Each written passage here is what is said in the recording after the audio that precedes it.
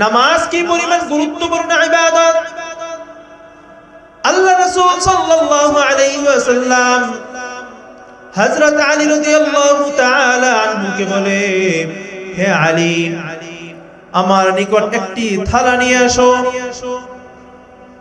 যেন আমি আমার উম্মতের জন্য এমন কিছু লিখে দিতে পারি, আমার মৃত্যুর পর যেন আমার উম্মত জাহান্নামী না হয়ে যায়, আমার মৃত্যুর পর যেন আমার উম্মত ওই বিষয়গুলোর উপর আমল করে জান্নাতে যেতে পারে। হযরত আলী রাদিয়াল্লাহু তাআলা আনহু চিন্তা করলেন, আমি যদি এখন ওই জিনিসটা আনতে যাই, এর মধ্যেই যদি আমার প্রিয় হাবিব মৃত্যুবরণ করেন, তাহলে তো আর লেখা হবে না। এই জন্য হযরত আলী রাদিয়াল্লাহু তাআলা আনহু বলেন, ইয়া রাসূলুল্লাহ, ইয়া হাবিবাল্লাহ, আপনি আমাকে বলুন, আমি পরবর্তীতে লিখে নিব। আপনি আমাকে এখন বলুন, আমি পরবর্তীতে লিখে নিব। আল্লাহ রাসূল সাল্লাল্লাহু আলাইহি ওয়াসাল্লাম বলেন, আস-সালাতু আস-সালাহ। আল্লাহর নবী সাল্লাল্লাহু আলাইহি ওয়াসাল্লাম বারবার এই শব্দগুলো উচ্চারণ করেছেন, আস-সালাতু ওয়াজ-যাকাতু ওয়া মা মালাকাত আইমানুকুম। এ বান্দারে, আমি মৃত্যুবরণ করার পর আমি এমন কিছু লিখে দিয়েছি যেন আমার উম্মত আমল করতে পারে। হযরত আলী রাদিয়াল্লাহু তাআলা আনহু বলেন, বান্দা যদি নামাজ আদায় করে এবং যাকাত আদায় করে এবং তাদের অধীনস্থ যারা রয়েছে কাজকর্ম করে তাদের প্রতি খেয়াল রাখে, আল্লাহ পাক রব্বুল আলামিন আল্লাহর রাসূল সাল্লাল্লাহু আলাইহি ওয়াসাল্লামের উপর যেই জিনিসগুলো ইলহাম করেছেন সেইগুলো লিখে দিয়েছেন। এই জন্য নামাজ পড়ার দরকার আছে না নাই? জোরে বলতে হবে, আছে না নাই? আল্লাহ রাসূল সাল্লাল্লাহু আলাইহি ওয়াসাল্লাম মৃত্যুর আগ মুহূর্তে বারবার এই শব্দগুলো উচ্চারণ করেছেন, আস-সালাতু আস-সালাহ। নামাজ আদায় করো, নামাজ আদায় করো, নামাজ আদায় করো। আল্লাহ রাসূল সাল্লাল্লাহু আলাইহি ওয়াসাল্লামের উপর যেই সমস্ত বিষয়গুলো নাজিল হয়েছেন, যত হুকুম আহকাম নাজিল হয়েছেন, আল্লাহ রাসূল সাল্লাল্লাহু আলাইহি ওয়াসাল্লাম মৃত্যুর আগ মুহূর্তে সবগুলো সারাংশ বলে গিয়েছেন এই তিনটি শব্দের মাধ্যমে। বান্দা, আল্লাহকে বিশ্বাস করো, আল্লাহ তাআলার ইবাদত করো, যাকাত আদায় করো, তাহলেই তুমি জান্নাতি হতে পারবে। এই জন্য নামাজ পড়ার দরকার আছে না নাই? নামাজ কিভাবে আমাদের নিকট আসলো, নামাজের ইতিহাস জানার দরকার আছে না? আল্লাহ রাসূল সাল্লাল্লাহু আলাইহি ওয়াসাল্লাম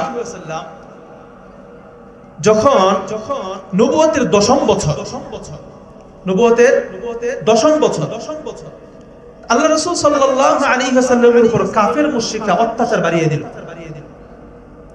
কাফের মুশরিকরা রাসূলের উপর অত্যাচার বাড়িয়ে দিল, জুলুম নির্যাতনের পরিসীমা, শেষ সীমা পর্যন্ত রাসূলের উপর জুলুম অত্যাচার করল। কেন? নবুয়তের দশম বছর আল্লাহ রাসূল সাল্লাল্লাহু আলাইহি ওয়াসাল্লামকে কাফের মুশরিকদের হাত থেকে যিনি বাঁচাইতেন, রাসূলের চাচা। যদিও তিনিও কাফের ছিলেন, কিন্তু অন্যান্য কাফের রাসূলের উপর আক্রমণ করবে সেই সাহস পেত। কার কারণে? রাসূলের চাচার কারণে। নবুয়তের দশম বছর চাচাও মারা গিয়েছে।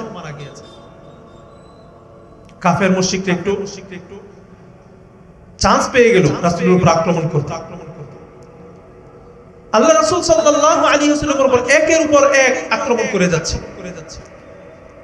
আল্লাহ রাসূল সাল্লাল্লাহু আলাইহি ওয়াসাল্লাম তাদের আক্রমণ সহ্য করতে না পেরে আল্লাহ পাক রব্বুল আলামিনের আদেশে আল্লাহ রাসূল সাল্লাল্লাহু আলাইহি ওয়াসাল্লাম তায়েফে গমন করলেন।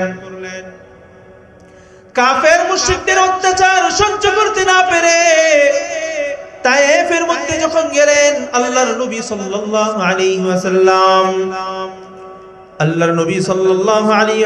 আল্লাহ তাআলার একত্ববাদের দাওয়াত দিচ্ছেন তাদেরকে। একত্ববাদের দাওয়াত দেওয়ার পর ওই তায়েফের কাফের মুশরিকরা আল্লাহর নবী সাল্লাল্লাহু আলাইহি ওয়াসাল্লামের দাওয়াতকে কবুল করলেন না। আল্লাহর নবীর দাওয়াতকে কবুল না করে বরং আল্লাহর নবীর পিছনে ছোট ছোট দুষ্ট বাচ্চাদেরকে লেলিয়ে দিলেন। আল্লাহর নবী সাল্লাল্লাহু আলাইহি ওয়াসাল্লাম যখন তায়েফ থেকে ফিরে আসছিলেন, ওই দুষ্ট ছেলেরা রাসূলের উপর পাথর নিক্ষেপ করতে শুরু করলো। আল্লাহর রাসূল সাল্লাল্লাহু আলাইহি ওয়াসাল্লামকে পাথর মারতে মারতে রক্তাক্ত করে ফেললো আল্লাহর রাসূলকে। রাসূলের মাথা মুবারক থেকে শরীর থেকে টপ টপ করে রক্ত পড়ছে। ওই রক্ত নিয়ে যখন মক্কার মধ্যে আসলেন, মক্কার কাফেররা বলতেছে, এ মুহাম্মদ, আমরা তোমাকেও আক্রমণ করলাম, তোমাকেও মারধর করলাম, আমাদের মারধর সহ্য করতে না পেরে তায়েফের মধ্যে চলে গিয়েছো। ওই তায়েফের মধ্যেও তোমাকে শান্তিতে থাকতে দিল না। তায়েফ থেকেও তোমাকে রক্তাক্ত অবস্থায় মক্কায় পাঠিয়েছে তায়েফের লোকজন।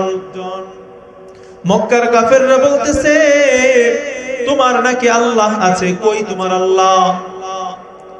তোমার নাকি আল্লাহ আছে, কই তোমার আল্লাহ? তোমাকে নাকি সম্মান করে, তোমাকে নাকি ইজ্জত করে। আল্লাহ রাসূল সাল্লাল্লাহু আলাইহি ওয়াসাল্লামকে নিয়ে এরকম বাজে মন্তব্য শুরু করে দিল। এই মুহূর্তে আল্লাহ তাআলা হযরত জিবরাইল আলাইহিস সালাতু ওয়াস সালামকে পাঠিয়ে দিলেন। আল্লাহর নবী সাল্লাল্লাহু আলাইহি ওয়াসাল্লামকে বুরাকের মাধ্যমে হযরত জিবরাইল আলাইহিস সালাতু ওয়াস সালাম আল্লাহ তাআলার আরশের মেহমান বানিয়ে নিলেন। আল্লাহ তাআলা বলতেছেন, হে মুহাম্মদ, মক্কার কাফেররা বলে আমি নাকি আপনাকে ইজ্জত দেই না, আমি নাকি আপনাকে সম্মান দেই না। এই জন্য দুনিয়ার মানুষ দেখুক, দুনিয়ার মানুষ জানুক আমি আপনাকে কেমন সম্মান করি। আলি মুহাম্মদ কামা সাল্লাইতা আলা ইব্রাহিম ওয়া আলা আলি ইব্রাহিম ইন্নাকা হামিদুম মাজিদ। اللهم بارك على محمد وعلى آل محمد كما باركت على إبراهيم وعلى آل إبراهيم إنك حميد مجيد. الحمد لمن قدر خيرا وخبالا، الحمد لمن قدر خيرا وخبالا، والشكر لمن صور حسنا وجمالا، والشكر لمن صور حسنا وجمالا. فرد صمد عن صفة الخلق بريء، رب أزلي خلق الخلق كمالا، رب أزلي خلق الخلق كمالا. لا ضد ولا ند ولا حد لمولاه، الآن كما كان ولم يلق زوالا، الآن كما كان ولم يلق زوالا.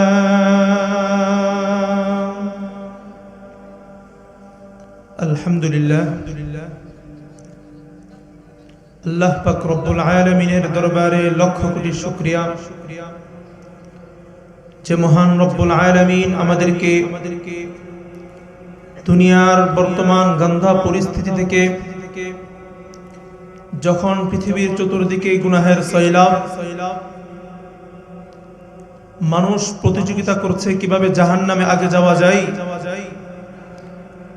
এই গুনাহের সয়লাব থেকে মহান রব্বুল আলামিন আমাদেরকে পছন্দ করে ভালোবেসে মহব্বত করে আজকে হযরত বেলাল রাদিয়াল্লাহু তাআলা আনহু জামে মসজিদের উদ্যোগে অষ্টমতম বার্ষিক ওয়াজ মাহফিলে এসে কিছু দিনই কথা বলা এবং শোনার তৌফিক দান করেছেন। এই জন্য আমরা সকলেই বলি আলহামদুলিল্লাহ। মুহতারাম হাজিরিন, আজকে আমরা এত কষ্ট করে এত টাকা খরচ করে এই মাহফিলের আয়োজন করেছি। যতক্ষণ আলোচনা হবে, কোরআনের আলোচনা হবে, আমরা সকলেই মনোযোগ দিয়ে শোনার চেষ্টা করি, আমলের নিয়তে শোনার চেষ্টা করব। তাতে যদি আপনারা আমল করতে পারেন তাহলে আপনাদেরও ফায়দা, আমারও ফায়দা। আমার ফায়দা হলো যদি আপনারা আলোচনা শুনে আমল শুরু করে দেন, আল্লাহ রাব্বুল আলামিন আপনাদের আমলের সওয়াব আমাকেও দিবে। আর আপনাদের ফায়দা যদি দ্বীনের পথে আসতে পারেন, আল্লাহ রাব্বুল আলামিন অত্যন্ত খুশি হন যখন বান্দা তওবা করে আল্লাহ তাআলার পথে ফিরে আসে। আল্লাহ বলেন, আল্লাহু আশাদ্দু ফারহান লিতাওবাতি আবদি। আল্লাহ রাব্বুল আলামিন অত্যন্ত খুশি হন যখন তার কোনো বান্দা গুনাহের পথ থেকে আল্লাহ তাআলার পথে ফিরে আসে, তখন আল্লাহ তাআলা অনেক খুশি হন। এই জন্য আজকের আয়োজন আপনারা করেছেন, আপনাকেও সাধুবাদ জানাই সবাইকে, যারা অর্থ দিয়ে, যারা শ্রম দিয়ে, মেধা দিয়ে, যে যেভাবেই সাহায্য সহযোগিতা করেছেন, আল্লাহ পাক রব্বুল আলামিন আমাদেরকে যারা বেঁচে আছেন সকলকে নেক হায়াতে তাইয়্যিবা দান করুন। সকলে বলে আমিন। আল্লাহ পাক রব্বুল আলামিন আমাদেরকে ঈমানের সহিত মৃত্যু দান করুন। সকলে বলে আমিন। ঈমানের সাথে মরতে চাই তো আমরা। আল্লাহ পাক রব্বুল আলামিন সবাইকে ঈমানের সাথে মৃত্যু দান করুন। ঈমানের পথে অবিচল থেকে আমার মরণ যেন হয়। ঈমানের পথে অবিচল থেকে আমার মরণ যেন হয়। তোমারই কাছে মিনতি আমার,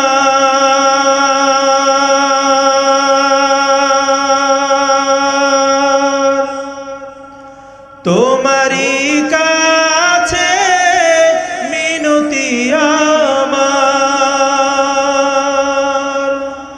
ও গো রহিম রহিয়ান, ঈমানের পথে অবিচল থেকে আমার মরণ যেন হয়। আমরা ঈমানের সাথে মরতে চাই তো আমরা। আল্লাহ পাক রব্বুল আলামিন আমাদেরকে ঈমানের সহিত মৃত্যু দান করুন। মুহতারাম হাজিরিন, আমাদের আয়োজন আজকে মসজিদ কেন্দ্রিক, এই জন্য আলোচনা হবেও মসজিদ কেন্দ্রিক। কারণ আজকের মানুষ দিনের মাহফিলে আসে ঠিক কিন্তু নামাজ পড়ে না। মাহফিলের আয়োজন করবে কিন্তু নামাজ পড়বে না। এরকম হয় কি না? এই জন্য আল্লাহ পাক রব্বুল আলামিন নামাজের যেই পরিমাণ গুরুত্ব দিয়েছেন, এই পরিমাণ গুরুত্ব অন্য কোনো আমলের মধ্যে দেন নাই। ইসলামের ভিত্তি 5টি জিনিসের উপর। কয়টি জিনিস? আমার সাথে কথা বলবেন। ইসলামের ভিত্তি 5টি জিনিসের উপর। 1 নাম্বার কালিমা, নামাজ, রোজা, হজ, যাকাত। এই 5টি জিনিস ইসলামের ভিত্তি। একটি মসজিদ নির্মাণ করি, একটি বাড়ি নির্মাণ করি, আমরা খুঁটি দেই না? যদি একটা খুঁটি যদি দুর্বল হয় তাহলে ঘরটাও দুর্বল হয়, ঘর পরিপূর্ণ হয় না। তেমনি ভাবে আল্লাহ পাক রব্বুল আলামিন ইসলামের ভিত্তি রেখেছেন 5টি জিনিসের উপর। এক নম্বর হলো কালিমা। একজন ব্যক্তি মুখে স্বীকারোক্তি এবং অন্তরে বিশ্বাসের মাধ্যমে মুসলমান হয়, মুমিন হয়।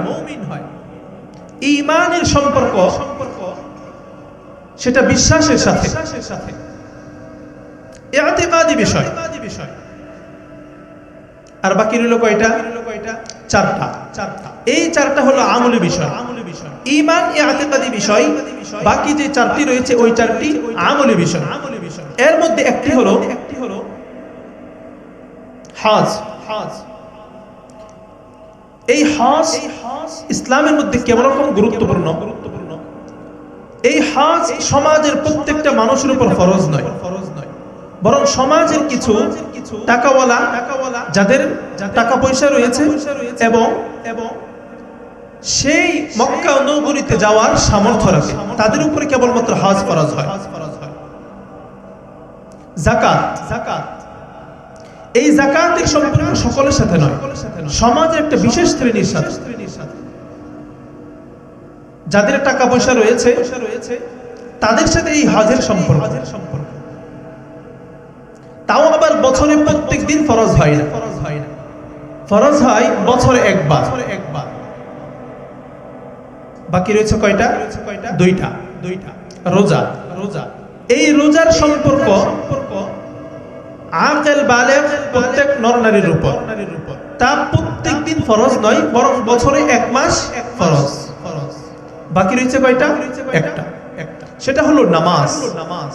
আল্লাহ পাক রব্বুল আলামিন নামাজ প্রত্যেকটা নর-নারীর উপর, আকিল বালেগ প্রত্যেকটা মুসলমানের উপর দৈনিক 5 বার ফরজ করেছেন। সুবহানাল্লাহ বলবেন না? নামাজের গুরুত্ব আল্লাহ পাক রব্বুল আলামিনের কাছে এত পরিমাণ গুরুত্ব যে নামাজ দৈনিক 5 বার প্রত্যেকটা মুসলমানের উপর ফরজ করেছেন। আল্লাহ রাসূল সাল্লাল্লাহু আলাইহি ওয়াসাল্লাম এক হাদিসের মধ্যে বলেন, as-salatu imaduddin man aqamaha faqad aqama ad-din wa man hadamaha faqad hadama ad-din। আল্লাহ রাসূল সাল্লাল্লাহু আলাইহি ওয়াসাল্লাম বলেন, বান্দারে, নামাজ হলো দ্বীনের খুঁটি, নামাজ হলো দ্বীনের খুঁটি। as-salatu imaduddin, নামাজ হলো দ্বীনের খুঁটি। মান আকামাহা ফাকাদ আকামা ad-din, যে ব্যক্তি নামাজ কায়েম করিল সেই ব্যক্তি কেমন যেন দ্বীনকেই কায়েম করিল। ওয়া মান হাদামাহা ফাকাদ হাদামা ad-din, আর যেই ব্যক্তি নামাজ নষ্ট করিল ওই ব্যক্তি কেমন যেন দ্বীনকেই নষ্ট করে দিল।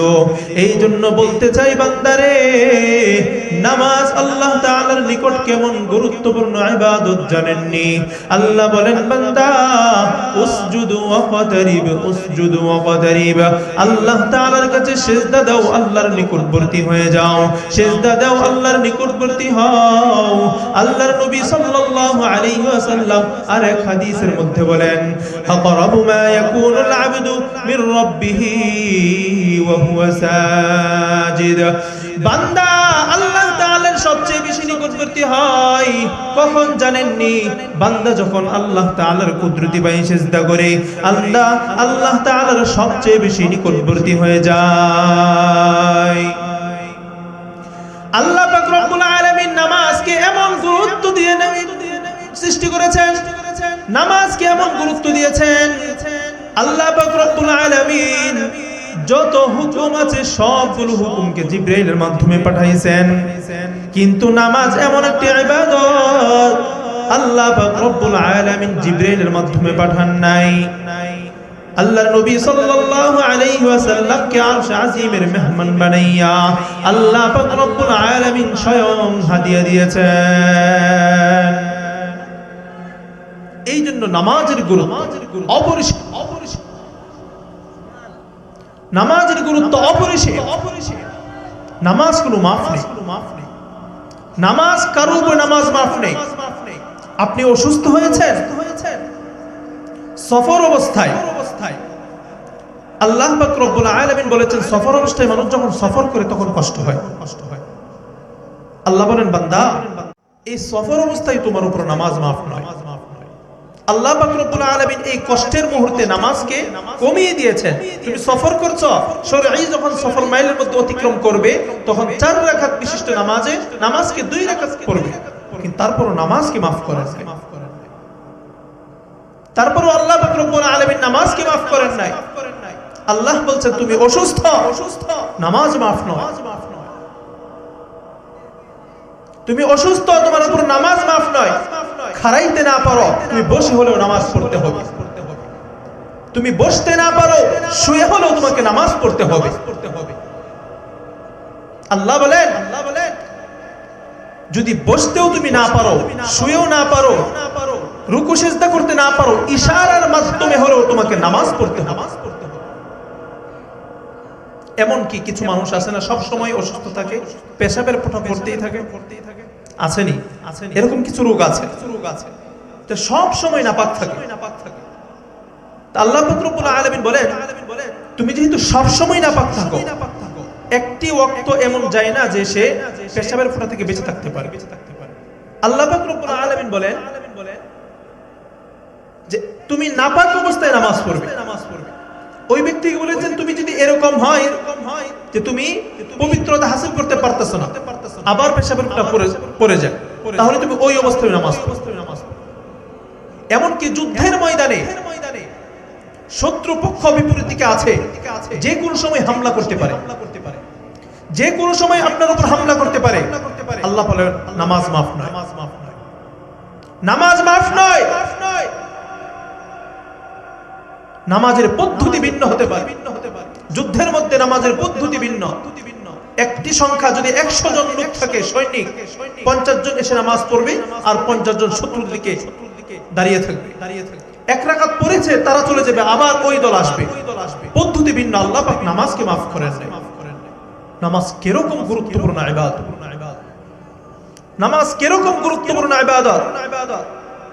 আল্লাহ পাক রব্বুল আলামিন বলেন ইন্নাস সালাতা কানাত আলাল মুমিনিনা কিতাবাম মাওকুতা। নিশ্চয়ই নামাজ প্রত্যেকটা বান্দার উপর নির্দিষ্ট সময় ফরজ করা হয়েছে। এই জন্য যেই সময় নামাজকে ফরজ করা হয়েছে ওই সময় নামাজ পড়তে হবে। আল্লাহ রাসূল সাল্লাল্লাহু আলাইহি ওয়াসাল্লাম বলেন মান নামা আন সালাতিন আও নাসিয়াহা ফালইউসাল্লিহা ইযা যাকারাহা। আল্লাহ নবী সাল্লাল্লাহু আলাইহি ওয়াসাল্লাম বলেন বান্দা যদি তুমি নামাজের কথা ভুলে যাও, যদি নামাজ রেখে ঘুমিয়ে যাও, নামাজের কথা ভুলে গিয়েছো, স্মরণ হওয়ার সাথে সাথে তুমি নামাজ আদায় করো।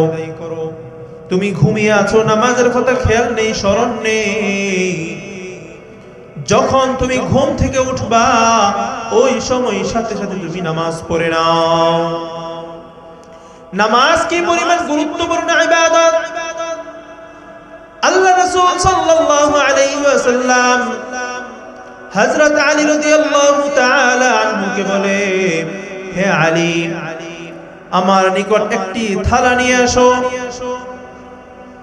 যেন আমি আমার উম্মতের জন্য এমন কিছু লিখে দিতে পারি, আমার মৃত্যুর পর যেন আমার উম্মত জাহান্নামী না হয়ে যায়, আমার মৃত্যুর পর যেন আমার উম্মত ওই বিষয়গুলোর উপর আমল করে জান্নাতে যেতে পারে।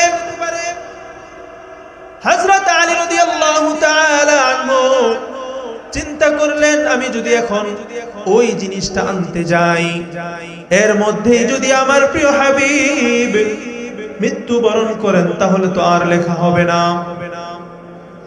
এই জন্য হযরত আলী রাদিয়াল্লাহু তাআলা আনহু বলেন ইয়া রাসূলুল্লাহ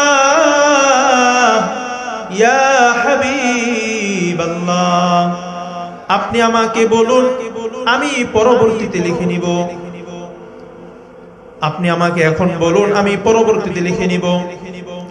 আল্লাহ রাসূল সাল্লাল্লাহু আলাইহি ওয়াসাল্লাম বলেন, আস-সালাতু আস-সালাম। আল্লাহর নবী সাল্লাল্লাহু আলাইহি ওয়াসাল্লাম বারবার এই শব্দগুলো উচ্চারণ করেছেন, আস-সালাতু ওয়াজ-যাকাতু ওয়া মা মালাকাত আইমানুকুম। এ বান্দারে, আমি মৃত্যুবরণ করার পর আমি এমন কিছু লিখে দিয়েছি যেন আমার উম্মত আমল করতে পারে। হযরত আলী রাদিয়াল্লাহু তাআলা আনহু বলেন, বান্দা যদি নামাজ আদায় করে এবং যাকাত আদায় করে এবং তাদের অধীনস্থ যারা রয়েছে কাজকর্ম করে তাদের প্রতি খেয়াল রাখে, আল্লাহ পাক রব্বুল আলামিন আল্লাহর রাসূল সাল্লাল্লাহু আলাইহি ওয়াসাল্লামের উপর যেই জিনিসগুলো ইলহাম করেছেন সেইগুলো লিখে দিয়েছেন। এই জন্য নামাজ পড়ার দরকার আছে না নাই? জোরে বলতে হবে, আছে না নাই? আল্লাহ রাসূল সাল্লাল্লাহু আলাইহি ওয়াসাল্লাম মৃত্যুর আগ মুহূর্তে বারবার এই শব্দগুলো উচ্চারণ করেছেন, আস-সালাতু আস-সালাম। নামাজ আদায় করো, নামাজ আদায় করো, নামাজ আদায় করো। আল্লাহ রাসূল সাল্লাল্লাহু আলাইহি ওয়াসাল্লামের উপর যেই সমস্ত বিষয়গুলো নাজিল হয়েছেন, যত হুকুম আহকাম নাজিল হয়েছেন, আল্লাহ রাসূল সাল্লাল্লাহু আলাইহি ওয়াসাল্লাম মৃত্যুর আগ মুহূর্তে সবগুলো সারাংশ বলে গিয়েছেন এই তিনটি শব্দের মাধ্যমে। বান্দা আল্লাহকে বিশ্বাস করো, আল্লাহ তাআলার ইবাদত করো, যাকাত আদায় করো, তাহলেই তুমি জান্নাতি হতে পারবে। এই জন্য নামাজ পড়ার দরকার আছে না নাই? নামাজ কিভাবে আমাদের নিকট আসলো, নামাজের ইতিহাস জানার দরকার আছে না? আল্লাহ রাসূল সাল্লাল্লাহু আলাইহি ওয়াসাল্লাম যখন নবুয়তের দশম বছর, নবুয়তের দশম বছর, আল্লাহ রাসূল সাল্লাল্লাহু আলাইহি ওয়াসাল্লামের উপর কাফের মুশরিকরা অত্যাচার বাড়িয়ে দিল। কাফের মুশরিকরা রাসূলের উপর অত্যাচার বাড়িয়ে দিল, জুলুম নির্যাতনের পরিসীমা, শেষ সীমা পর্যন্ত রাসূলের উপর জুলুম অত্যাচার করো। কেন? নবুয়তের দশম বছর আল্লাহ রাসূল সাল্লাল্লাহু আলাইহি ওয়াসাল্লামকে কাফের মুশরিকদের হাত থেকে যিনি বাঁচাইতেন, রাসূলের চাচা। যদিও তিনিও কাফের ছিলেন, কিন্তু অন্যান্য কাফের রাসূলের উপর আক্রমণ করবে সেই সাহস পেত। কার কারণে? রাসূলের চাচার কারণে। নবুয়তের দশম বছর চাচাও মারা গিয়েছে। কাফের মুশরিকরা একটু চান্স পেয়ে গেল রাসূলের উপর আক্রমণ করতে। আল্লাহ রাসূল সাল্লাল্লাহু আলাইহি ওয়াসাল্লামের উপর একের উপর এক আক্রমণ করে যাচ্ছে। আল্লাহ রাসূল সাল্লাল্লাহু আলাইহি ওয়াসাল্লাম তাদের আক্রমণ সহ্য করতে না পেরে আল্লাহ পাক রব্বুল আলামিনের আদেশে আল্লাহ রাসূল সাল্লাল্লাহু আলাইহি ওয়াসাল্লাম তায়েফে গমন করলেন। কাফের মুশরিকদের অত্যাচার সহ্য করতে না পেরে তায়েফের মধ্যে যখন গেলেন, আল্লাহর নবী সাল্লাল্লাহু আলাইহি ওয়াসাল্লাম আল্লাহ তাআলার একত্ববাদের দাওয়াত দিচ্ছেন তাদেরকে। একত্ববাদের দাওয়াত দেওয়ার পর ওই তায়েফের কাফের মুশরিকরা আল্লাহর নবী সাল্লাল্লাহু আলাইহি ওয়াসাল্লামের দাওয়াতকে কবুল করলেন না। আল্লাহর নবীর দাওয়াতকে কবুল না করে বরং আল্লাহর নবীর পিছনে ছোট ছোট দুষ্ট বাচ্চাদেরকে লেলিয়ে দিলেন। আল্লাহর নবী সাল্লাল্লাহু আলাইহি ওয়াসাল্লাম যখন তায়েফ থেকে ফিরে আসছিলেন, ওই দুষ্ট ছেলেরা রাসূলের উপর পাথর নিক্ষেপ করতে শুরু করলো। আল্লাহর রাসূল সাল্লাল্লাহু আলাইহি ওয়াসাল্লামকে পাথর মারতে মারতে রক্তাক্ত করে ফেললো আল্লাহর রাসূলকে। রাসূলের মাথা মুবারক থেকে শরীর থেকে টপ টপ করে রক্ত পড়ছে। ওই রক্ত নিয়ে যখন মক্কার মধ্যে আসলেন, মক্কার কাফেররা বলতেছে, এ মুহাম্মদ, আমরা তোমাকেও আক্রমণ করলাম, তোমাকেও মারধর করলাম, আমাদের মারধর সহ্য করতে না পেরে তায়েফের মধ্যে চলে গিয়েছো। ওই তায়েফের মধ্যেও তোমাকে শান্তিতে থাকতে দিল না। তায়েফ থেকেও তোমাকে রক্তাক্ত অবস্থায় মক্কায় পাঠিয়েছে তায়েফের লোকজন। মক্কার কাফেররা বলতেছে তোমার নাকি আল্লাহ আছে, কই তোমার আল্লাহ? তোমার নাকি আল্লাহ আছে, কই তোমার আল্লাহ? তোমাকে নাকি সম্মান করে, তোমাকে নাকি ইজ্জত করে। আল্লাহ রাসূল সাল্লাল্লাহু আলাইহি ওয়াসাল্লামকে নিয়ে এরকম বাজে মন্তব্য শুরু করে দিল। এই মুহূর্তে আল্লাহ তাআলা হযরত জিবরাইল আলাইহিস সালাতু ওয়াস সালামকে পাঠিয়ে দিলেন। আল্লাহর নবী সাল্লাল্লাহু আলাইহি ওয়াসাল্লামকে বুরাকের মাধ্যমে হযরত জিবরাইল আলাইহিস সালাতু ওয়াস সালাম আল্লাহ তাআলার আরশের মেহমান বানিয়ে নিলেন। আল্লাহ তাআলা বলতেছেন, হে মুহাম্মদ, মক্কার কাফেররা বলে আমি নাকি আপনাকে ইজ্জত দেই না, আমি নাকি আপনাকে সম্মান দেই না। এই জন্য দুনিয়ার মানুষ দেখুক, দুনিয়ার মানুষ জানুক আমি আপনাকে কেমন সম্মান করি। এ মুহাম্মদ,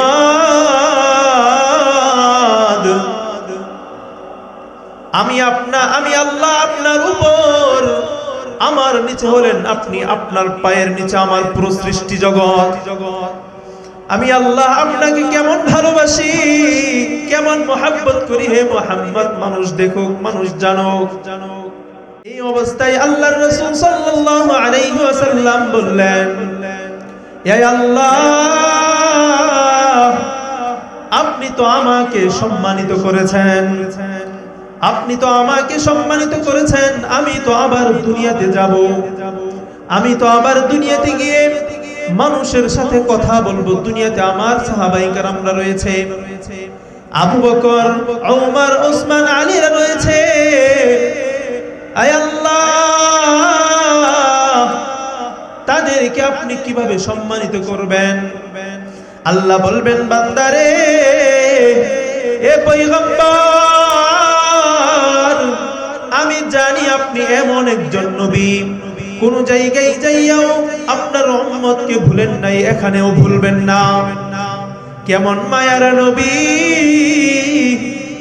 আল্লাহ তাআলা আমাদেরকে দিয়েছেন। আল্লাহ তাআলা বলেন, বান্দা, আমি জানি আপনি চাইবেন আপনার উম্মতের জন্য হাদিয়া চাইবেন। এই জন্য সমস্ত হুকুম আহকাম আমি জিবরাইলের মাধ্যমে পাঠাইলেও এমন একটি ইবাদত রয়েছে, যে ইবাদতটা আমার কাছে রেখে দিয়েছি, যে ইবাদতটা আমার কাছে রেখে দিয়েছি, আমি আপনাকে আরশে আজিমের মেহমান বানাইয়া নিজ হাতে আপনাকে উপহার দিব। সেই ইবাদতটা হলো নামাজ। সুবহানাল্লাহ বলবেন না? আল্লাহ রাসূল সাল্লাল্লাহু আলাইহি ওয়াসাল্লামকে আরশে আজিমের মেহমান বানাইয়া ওই সময় রাসূলকে হাদিয়া দিয়েছেন। কার জন্য? আমাদের জন্য। নামাজ কয় ওয়াক্ত দিয়েছিলেন জানেন? 50 ওয়াক্ত। কয় ওয়াক্ত? 50 ওয়াক্ত। আল্লাহ রাসূল সাল্লাল্লাহু আলাইহি ওয়াসাল্লাম যখন ওই 50 ওয়াক্ত নামাজ নিয়ে চলে আসছিলেন, পঞ্চম আকাশের মধ্যে মূসা নবীর সাথে দেখা। মূসা নবী বলতেছে, পয়গম্বর, আল্লাহ তাআলা আপনার উম্মতকে কি হাদিয়া দিয়েছেন? আল্লাহর নবী বলেন, 50 ওয়াক্ত নামাজ। মূসা পয়গম্বর বলেন, নবী, আপনি আপনার রবের কাছে যান, 50 ওয়াক্ত নামাজ আপনার উম্মত পড়তে পারবে না, গিয়ে কমিয়ে নিয়ে আসেন। আল্লাহর নবী সাল্লাল্লাহু আলাইহি ওয়াসাল্লাম যখন আল্লাহর কাছে গেলেন, কমায়া 5 ওয়াক্ত কমাইও। আল্লাহ তাআলা 5 ওয়াক্ত কমানোর ফলে থাকলো 45 ওয়াক্ত। আবার যখন আসলেন, আবার জিজ্ঞেস করলো, এখন কয় ওয়াক্ত আছে? আল্লাহর নবী বললেন, এখন হলো 45 ওয়াক্ত। মূসা নবী বললেন, আবার যান, পারবে না 45 ওয়াক্ত পড়তে। আল্লাহর নবী আবার গিয়ে আবারও 5 ওয়াক্ত কমিয়ে নিয়ে আসলো, হইল কয় ওয়াক্ত? 40 ওয়াক্ত। এভাবে 9 বার যাওয়ার পর রইল 5 ওয়াক্ত নামাজ। আবার যখন আসলো পঞ্চম আকাশে নবীর সাথে দেখা, মূসা নবী বলে, আল্লাহর নবী, আপনি আবারও যান তার কাছে, আল্লাহর কাছে গিয়ে ওই 5 ওয়াক্ত আপনার উম্মত পড়তে পারবে না, আরো কমিয়ে নিয়ে আসেন। আল্লাহর নবী বলেন আমার লজ্জা লাগতেছে, আল্লাহর কাছে বারবার যাওয়ার কারণে আমার খুব লজ্জা লাগতেছে, আর যেতে পারবো না। ওই 5 ওয়াক্ত নিয়ে আল্লাহর নবী সাল্লাল্লাহু আলাইহি ওয়াসাল্লাম দুনিয়াতে আসলেন। ওই 5 ওয়াক্ত নামাজই আল্লাহ তাআলা আমাদের উপর হুকুম করেছেন। আল্লাহ তাআলার কাছে ওই নামাজ কতটুকু গুরুত্বপূর্ণ জানেন? আল্লাহ তাআলার কাছে কতটুকু গুরুত্বপূর্ণ, আল্লাহ পাক রব্বুল আলামিন প্রত্যেকটা সৃষ্টির উপর নামাজকে ফরজ করে দিয়েছেন। আল্লাহ রব্বুল আলামিন প্রত্যেকটা সৃষ্টির উপর নামাজকে ফরজ করেছেন কিভাবে জানেননি? হযরত শাহ আব্দুল আজিজ মুহাদ্দিস দেহলভী রাহমাতুল্লাহি আলাইহি বলেন, প্রত্যেকটা সৃষ্টির তার সৃষ্টির অনুকূলে প্রত্যেকের উপর নামাজ ফরজ করেছেন। কিভাবে? আল্লাহ পাক রব্বুল আলামিনের যত সৃষ্টি রয়েছে আসমানের নিচে জমিনের উপরে, প্রত্যেকটা সৃষ্টির উপর নামাজ ফরজ। এই জন্য দেখবেন কারো নামাজের মধ্যে শুধু কিয়াম রয়েছে, রুকুও নেই, সিজদাও নেই। কারো কারো নামাজের মধ্যে শুধু কিয়াম রয়েছে, যেমন গাছপালা এক পায়ে দাঁড়িয়ে আল্লাহ তাআলার তাসবিহ বর্ণনা করছেন, এটাই তার নামাজ। কারো নামাজের মধ্যে শুধু রুকু রয়েছে, সিজদা নেই, যেমন গৃহপালিত পশু গরু, ছাগল, এই গৃহপালিত পশু সর্বক্ষণ রুকু অবস্থায় আছে, আল্লাহ তাআলার তাসবিহ পাঠ করছে। কারো নামাজের মধ্যে শুধু সিজদা রয়েছে, রুকুও নেই, কিয়ামও নেই, যেমন কীট পতঙ্গ সব সময় জমিনের সাথে আল্লাহকে সিজদা করছে। সুবহানাল্লাহ বলবেন না? আল্লাহ পাক রব্বুল আলামিন সিজদা করে যাচ্ছে। আল্লাহ পাক রব্বুল আলামিন কোরআনের মধ্যে বলেন, মা মিন শাইইন ইল্লা ইউসাব্বিহু বিহামদি রাব্বিহি। আসমানের নিচে জমিনের উপরে এমন কোন সৃষ্টি নাই যে আল্লাহ তাআলার তাসবিহ বর্ণনা করেন না। আল্লাহ পাক রব্বুল আলামিন আরেক আয়াতের মধ্যে বলেন, কুল্লু শাইইন ক্বাদ আলিমা সালাতাহু ওয়া তাসবিহা। কুল্লু শাইইন ক্বাদ আলিমা সালাতাহু ওয়া তাসবিহা। প্রত্যেকটা সৃষ্টি তাদের নামাজ এবং তাসবিহ কি এটা জেনে নিয়েছে। এই জন্য নামাজের গুরুত্ব আছে না? আছে না নাই? জোরে বলতে হবে, আছে না নাই? আছে। এই নামাজের হুকুম কি আল্লাহ তাআলা শুধু আমাদেরকে করেছেন? না। নবী রাসূল যারা আছেন তারা কি জান্নাতি না? কি বলেন? নবী রাসূল মাসুম না? আল্লাহ পাক রব্বুল আলামিন আমাদেরকে শুধু নামাজের হুকুম করেন না, নবী রাসূলদেরকেও পর্যন্ত নামাজের হুকুম করেছেন। আল্লাহ পাক রব্বুল আলামিন কোরআনের মধ্যে বলেন, হযরত ইসমাঈল আলাইহিস সালাতু ওয়াস সালাম সম্পর্কে বলেন, ওয়া কানা ইয়া'মুরু আহলাহু বিস-সালাতি ওয়াজ-যাকাহ, ওয়া কানা ইয়া'মুরু আহলাহু বিস-সালাতি ওয়াজ-যাকাহ, ওয়া কানা 'ইনদা রাব্বিহি মারদিয়া। হযরত ইসমাঈল আলাইহিস সালাতু ওয়াস সালাম নিজেও নামাজ পড়তেন, তার পরিবারের লোকদেরকেও নামাজের হুকুম করতেন। হযরত ইসমাঈল আলাইহিস সালাতু ওয়াস সালাম আল্লাহ তাআলার নিকট পছন্দনীয় বান্দা ছিলেন।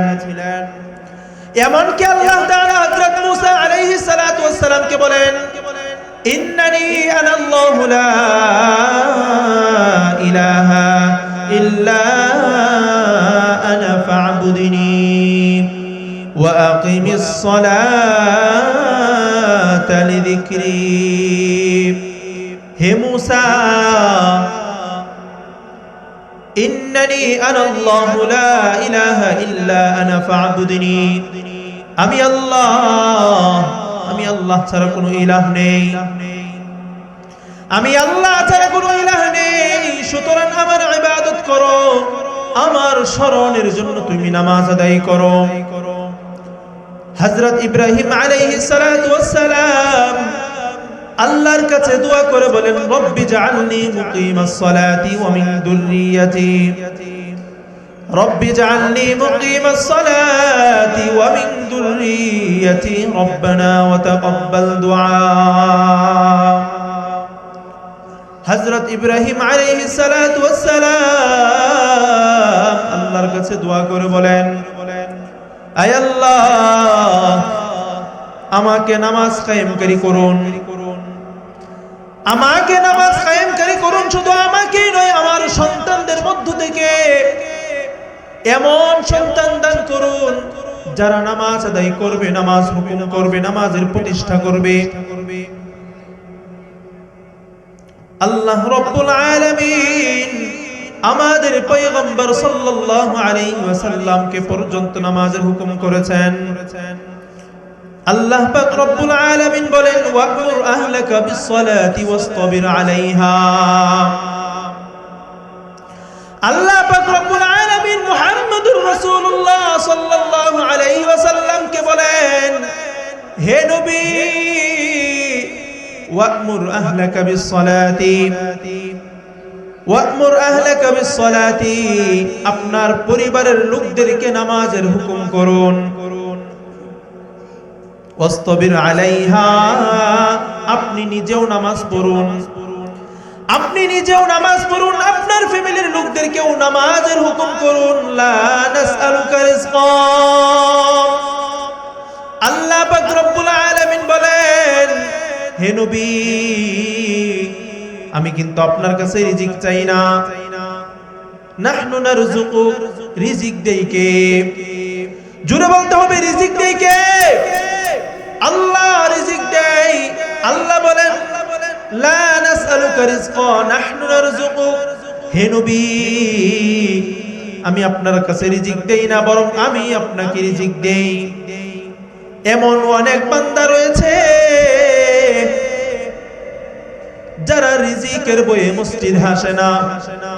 তারা মনে করে যদি ব্যবসা ছেড়ে মসজিদের মধ্যে যাই, যদি চাকরি ছেড়ে মসজিদের মধ্যে যাই, যদি ব্যবসা বাণিজ্য ছেড়ে মসজিদে যাই, তাহলে আমার ব্যবসার মধ্যে লস হবে, আমার টাকার মধ্যে লস হবে। অথচ রিজিক দেয় কে? রিজিক দেয় একমাত্র আল্লাহ। আল্লাহ তাআলা কত বড় রহমান জানেননি? আল্লাহ তাআলা কত বড় রহিম। বছরে 365 দিন হয়, এমন অনেক যুবক আছে একটা দিনও ফজরের নামাজ পড়ে না।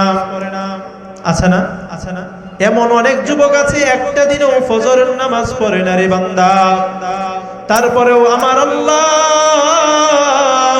কোনদিন রিজিক বন্ধ করে নাই, আমার আল্লাহ কোনদিন খাবার বন্ধ করে নাই, আমার আল্লাহ কোনদিন পানি বন্ধ করে নাই রে বান্দা, আমার আল্লাহ কোনদিন অক্সিজেন বন্ধ করে নাই। আল্লাহ বলেন, বান্দা তুমি মসজিদের মধ্যে আসো, আমি তোমার রিজিক বাড়িয়ে দিব। মসজিদের মধ্যে আসো, আমি তোমার রিজিক বাড়িয়ে দিব। রিজিক দেই কে? আমার আল্লাহ কত বড় রহমান জানেননি? আল্লাহ তাআলা নিজেই বলেন, ওয়া মান ইয়াত্তাকিল্লাহা ইয়াজআল লাহু মাখরাজা। যে ব্যক্তি আমার ভয়ে মসজিদের মধ্যে আসবে, যে ব্যক্তি ব্যবসা ছেড়ে আমার ভয়ে মসজিদের মধ্যে আসবে, আল্লাহ বলেন, ওয়া মান ইয়াত্তাকিল্লাহা ইয়াজআল লাহু মাখরাজা, আমি তার নিষ্কৃতির পথ বের করে দিব। ওয়া মান ইয়ারযুকুহু মিন হাইতু লা ইয়াহতাসিব, এমন জায়গা থেকে রিজিক দিব যেই জায়গার কল্পনাও সে করতে পারে না। সুবহানাল্লাহ বলবেন না? কিন্তু আমার আল্লাহ কত বড় রহমান। নামাজ পড়ছি না তারপরেও খাবার দিচ্ছেন, নামাজ পড়ছি না তারপরেও পানি দিচ্ছেন। কারণেও আমি কি তোমাকে রিজিক দিচ্ছি, সুতরাং রিজিকের ভয়ে মসজিদ ছেড়ো না, ব্যবসার ভয়ে মসজিদ ছেড়ো না।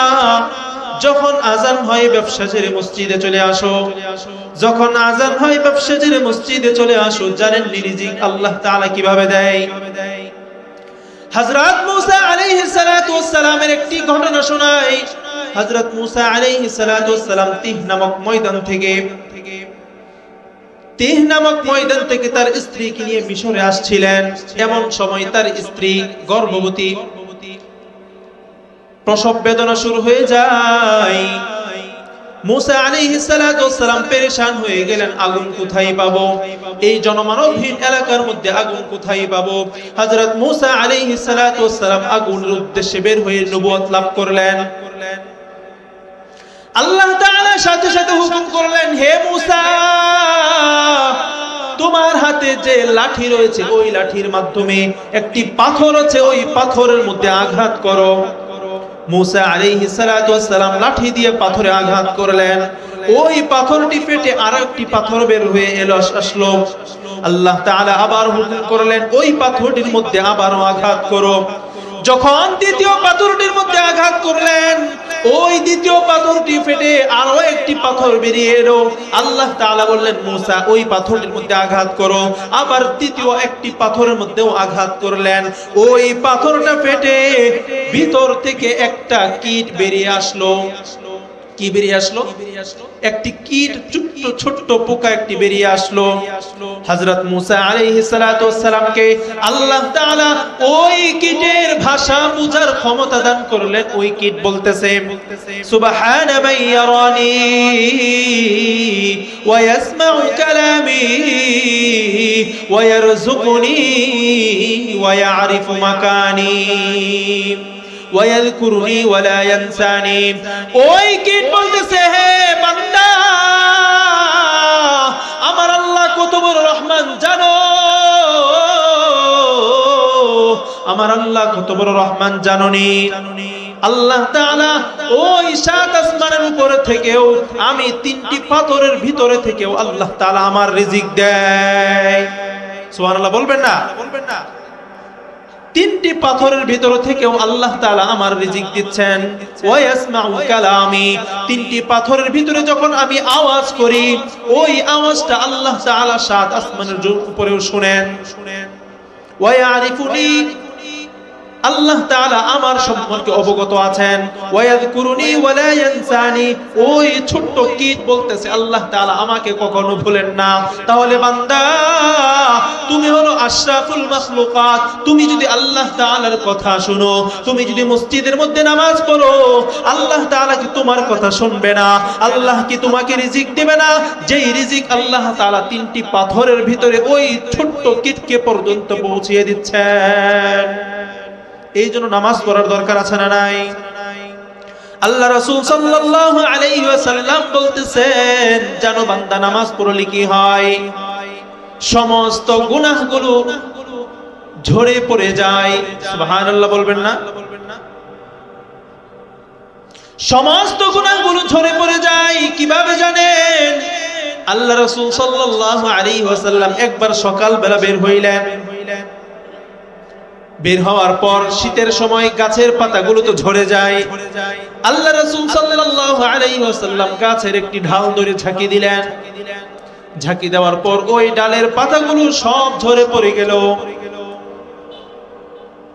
আল্লাহর নবী সাল্লাল্লাহু আলাইহি ওয়াসাল্লাম সাহাবীকে বলতেছে, সাহাবী তুমি জানো, আমার কোন বান্দা যদি দৈনিক 5 ওয়াক্ত নামাজ আদায় করে, মসজিদে গিয়ে যদি দৈনিক 5 ওয়াক্ত নামাজ আদায় করে, তাহলে বান্দার সমস্ত গুনাহগুলো এভাবে ঝরে পড়ে যায়। সুবহানাল্লাহ।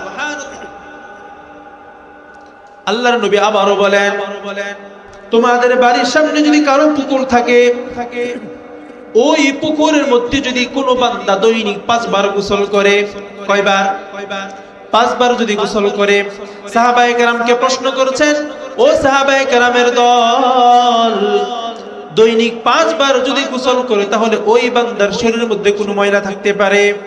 সাহাবায়ে কেরাম বলল, লা ইয়া রাসূলুল্লাহ, ওই বান্দার শরীরের মধ্যে কোনো ময়লা থাকতে পারে না। আল্লাহর নবী সাল্লাল্লাহু আলাইহি ওয়াসাল্লাম বলেন, কোন বান্দা যদি দৈনিক 5 ওয়াক্ত নামাজ আদায় করে, জোহরের নামাজ আদায় করলো, আসর পর্যন্ত যদি কোনো সগীরা গুনাহ করে, আসরের নামাজ আদায় করার সাথে সাথে তার সমস্ত গুনাহগুলো মাফ হয়ে যায়। এমনি ভাবে যদি দৈনিক 5 ওয়াক্ত নামাজ আদায় করে, তার সগীরা সমস্ত গুনাহগুলো আল্লাহ তাআলা মাফ করে দেন।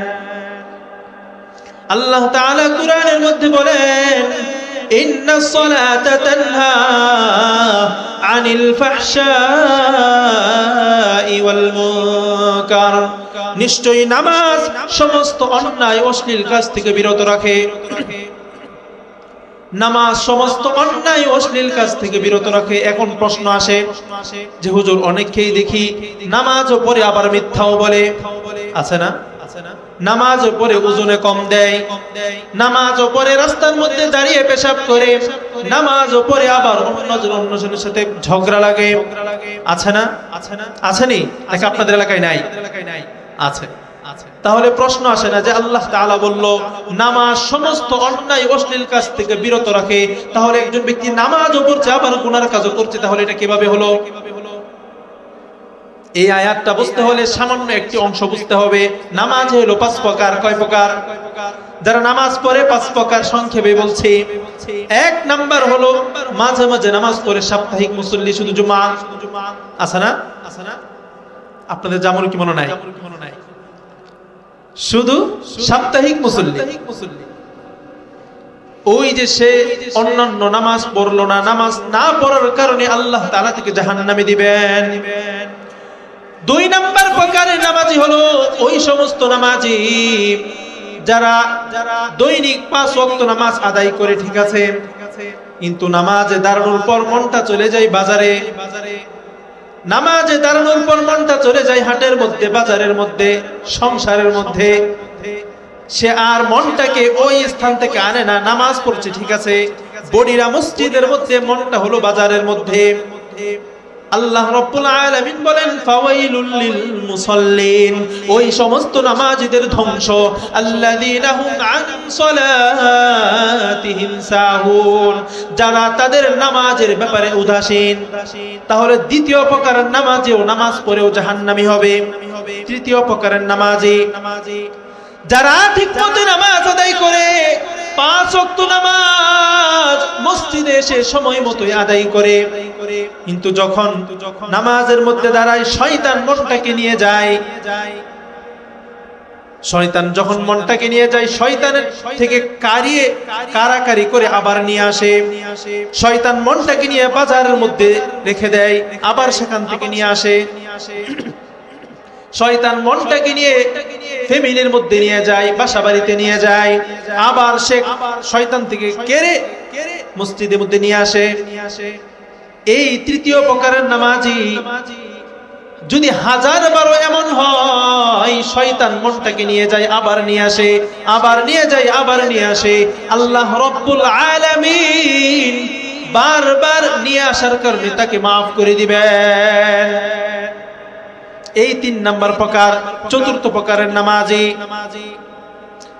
শয়তান যখন বারবার মনটাকে নিয়ে যায়, আবার সে মনটাকে বারবার নিয়ে আসে, বারবার নিয়ে আসার কারণে শয়তান এক পর্যায়ে বেজার হয়ে যায়, বলে হায় রে, তার পিছনে সময়টাই আমার লস হলো। এই যে তার পিছনে আমি এতক্ষণ সময় চেষ্টা করলাম তার নামাজ যেন নষ্ট করতে পারি, কিন্তু কোনো কাজ হলো না। এক পর্যায়ে শয়তান বিরক্ত হইয়া তার থেকে চলে যায় এবং সে সুন্দরভাবে নামাজ আদায় করতে পারে।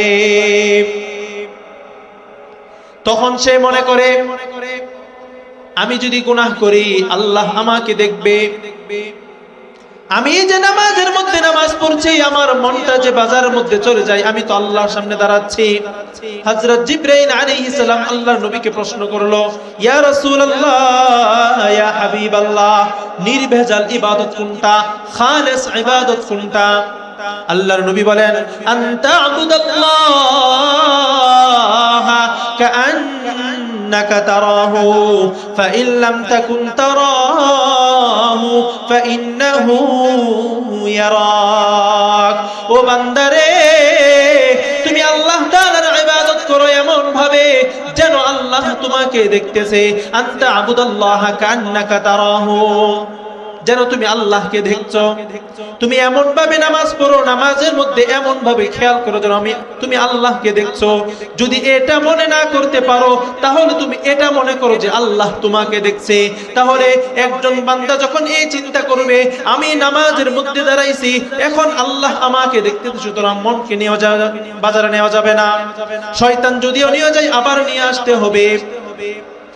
এই বান্দারা যখন বাজারের মধ্যে যাবে, বাজারের মধ্যে গিয়ে কোনো গুনাহ করতে পারবে না। ওই বান্দারা যখন ব্যবসা করবে, ব্যবসার মধ্যে কম দিতে পারবে না, কারণ সে মনে করবে আল্লাহ তো আমাকে দেখতেছে, এখন যদি আমি কম দিই আল্লাহ তো আমাকে জাহান্নামে দিবে। ওই বান্দা যখন রাস্তায় বের হবে, রাস্তার তার সামনে যখন বেগানা নারীকে দেখবে, নারীর দিকে তাকাবে না। কেন? সে মনে করবে আল্লাহ আমাকে দেখতেছে, যদি আমি তার দিকে তাকাই আল্লাহ আমাকে জাহান্নামে দিবে। এই চতুর্থ প্রকারের নামাজি। তাহলে এক নাম্বার প্রকারের নামাজি মাঝে মাঝে নামাজ পড়ে, সে নামাজ পড়েও জাহান্নামে যাবে। দুই নাম্বার প্রকারের নামাজি 5 ওয়াক্ত নামাজ আদায় করছে, ঠিক আছে, কিন্তু নামাজে মন থাকে না, উদাসীনতার সাথে নামাজ আদায় করে। মন বাজারে চলে যায় আর বাজার থেকে আনে না, মন বাড়িতে চলে যায় বাড়ি থেকে আর আনে না। ওই দ্বিতীয় প্রকারের নামাজি নামাজ পড়েও জাহান্নামী হবে। 3 নাম্বার প্রকারের নামাজি হলো যারা মন শয়তান নিয়ে যাওয়ার পর বারবার নিয়ে আসে, আবার নিয়ে গেছে, বারবার যখন শয়তান নিয়ে যায় বারবার নিয়ে আসে, আল্লাহ পাক রব্বুল আলামিন তাকেও ক্ষমা করে দিবেন। চতুর্থ প্রকারের নামাজি যখন শয়তান বারবার তার থেকে মন নিয়ে যাওয়ার পর আবার নিয়ে আসে, শয়তান বিরক্ত হইয়া তার থেকে চলে যায়, তখন সেই ব্যক্তি এমন ইবাদত করে যেই ইবাদত আল্লাহর নিকট গ্রহণযোগ্য হয়। ওই নামাজের ব্যাপারে আল্লাহ বলেন ইন্নাস সালাতা তানহা আনিল ফাহশাই ওয়াল মুনকার, নিশ্চয়ই নামাজ সমস্ত অন্যায় অশ্লীল কাজ থেকে বিরত রাখে। কোন নামাজ? চতুর্থ প্রকারের নামাজি। পাইছেননি? এই যে শুরুতে একটা প্রশ্ন আসলো, ইয়া রাসূলুল্লাহ নামাজও পড়ছে আবার গুনার কাজও করছে, তাহলে আল্লাহ বলছেন নামাজ সমস্ত অন্যায় কাজ থেকে বিরত রাখে, নামাজ সমস্ত অশ্লীল কাজ থেকে বিরত রাখে। কোথায় রাখলো? তাহলে কয় নাম্বার নামাজি? চতুর্থ প্রকারের নামাজি। এই নামাজি হতে পারবো তোমরা? কে কে পারবো? দুটি হাত তুলে দেখিয়ে দিই আল্লাহকে। আল্লাহ সবাইকে যেন নিয়মিত নামাজ আদায় করতে পারে সেই তৌফিক দান করে দাও। আরেকটি কথা বলে যাই, আল্লাহ রাসূল সাল্লাল্লাহু তাআলা কোরআনের মধ্যে বলেন যদি বান্দা নামাজ না পড়ে, কি না পড়ে? বান্দা যদি নামাজ না পড়ে, নামাজ না পড়ার কারণে সে জাহান্নামী হবে। জাহান্নামের আযাব সহ্য করতে না পেরে যখন চিৎকার করতে থাকবে, জাহান্নামের আযাব সহ্য করতে না পেরে যখন চিৎকার করতে থাকবে, আল্লাহ বলবেন মা সালাকাকুম ফি সাকার। ফেরেশতারা বলবে মা সালাকাকুম ফি সাকার, হে নাফরমান তুমি কি জন্য চিৎকার করতেছো? কাকে জিজ্ঞেস করবে? বেনামাজি নাফরমানকে।